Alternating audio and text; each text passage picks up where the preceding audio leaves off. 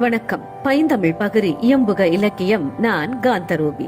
குறிஞ்சி கொற்றவனின் கண்ணுடையர் என்பவர் கற்றோர். வெள்ளம் அழிப்பதுண்டு, வெண்தனலில் வேவதுண்டு, அழிவில்லாப் பொருளே என்று அவனியிலே ஏது உண்டு. பாந்தல் வாய் பற்றியதால் படபடக்கும் தேரையைப் போல் படிக்காத மாந்த வாழ்வு பாழ்பட்டு போனதுண்டு. கல்லாத மாந்தரெல்லாம் கவர்பிழந்த மரத்துளையில் கால்தனையே நுழைத்திருந்து ஆப்பசைத்த குரங்கினைப் போல் அழுத கதை கோடி உண்டு. மண்ணாளும் மன்னருக்கு தம் மண்ணில் மதிப்பு உண்டு, மாசர கற்றவர்க்கே செல்லிடத்தில் சிறப்பு உண்டு. கடலுக்கு கரைகள் உண்டு, கற்பவர்க்கு பிணிகள் உண்டு, அன்னம் போல் அறிந்திடவே அறிவார்ந்த நூட்கள் உண்டு. கற்றாரை யான் வேண்டேன், கற்பனவும் இனி அமையும், குற்றால தீசருக்கே குறைபட்டு உரைத்ததுண்டு. கல்வி எனும் பல்கடலில் பிழைத்து வந்த பெருமகனார் சிந்துகின்ற சொற்களிலே சித்தாந்த பொருளும் உண்டு. அன்ன சத்திரம் ஆலயம் என்று தொண்டுகள் பலவும் செய்வதும் உண்டு.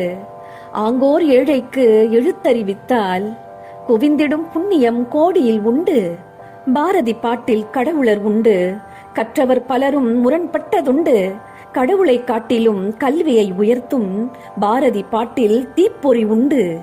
பிச்சை புகினும் ஆங்கே கற்பதுவே நன்று என்று அதிவீரராமன் பாடல் அழகாக உரைத்ததுண்டு. மம்மர் அறுப்பதற்கு மருந்தாகும் கல்வி என்று நலமிக்க நாளடியார் நயத்துடனே நவின்றதுண்டு. உற்றொளி உதவி செய்து உருபொருள் தனியும் தந்து பிற்றை நிலை முனியாது கற்பதுவே நன்று என்று ஆரிய படை கடந்த பாண்டியரின் பாடல் உண்டு. சாதி மதங்களையும் சாத்திர குப்பையையும் சாக்கடை பொருளாயாக்கி சங்கோதி புதைப்பதற்கு பாத்திர பொருளாய் இன்று படிப்பொன்றே இருக்குதென்று படித்தவர்கள் சொல்லி வைத்த சொற்களிலே உண்மை உண்டு. இல்லாத வீடெல்லாம் இருண்ட வீடாவதில்லை, கல்லாத வீடதனில் காரிருளே சூழுமென்று பாவேந்தர் பாடலிலே பக்குவமாய் பகிர்ந்ததுண்டு.